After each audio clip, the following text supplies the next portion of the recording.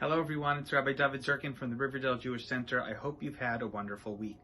When I think back to my years of studying in yeshiva, one of the stories I remember, but also remember not fully appreciating, was a conversation that I had with one of my teachers about the mashgiach of our yeshiva. And he commented that our mashgiach ruchani was such a spiritual and religious person, he would never take 2 Advil without first saying a parak of Tehillim. And at the time, I didn't understand it. Why would you say a parak of Tehillim before you took an Advil? You just have a headache or something like that. But now that we've lived through the challenges of COVID-19 and we're working our way towards the end of a pandemic with God's help, I'm starting to reflect back on that story and start to think about what it means to say a parak of Tehillim before we work on our own health. There's been a lot of discussion this week about what exactly should be said, if anything, when a person receives the COVID vaccine.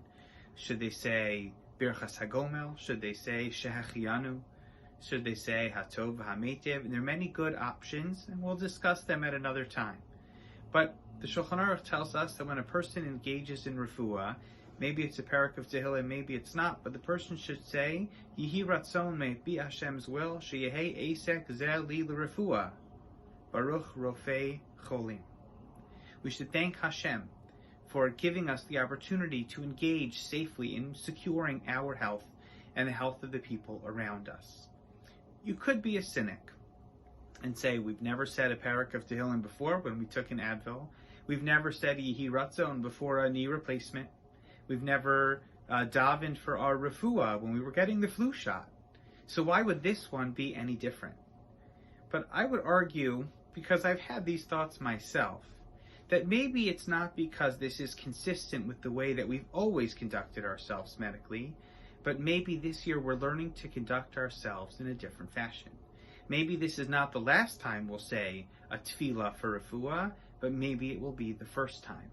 How amazing would it be if not only were we able to survive this pandemic in good health, but it were to reshape the way we thought about the relationship between our physical health and our spiritual well-being?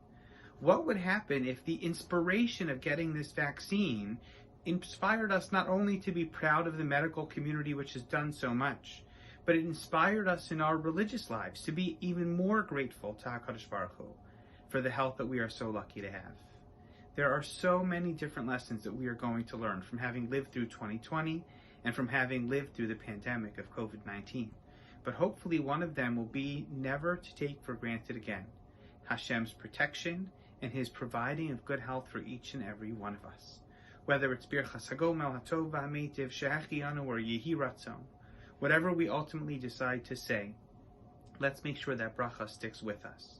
Hopefully it will illuminate our good health and our good fortune, and we'll be able to celebrate Hashem's blessings together very soon.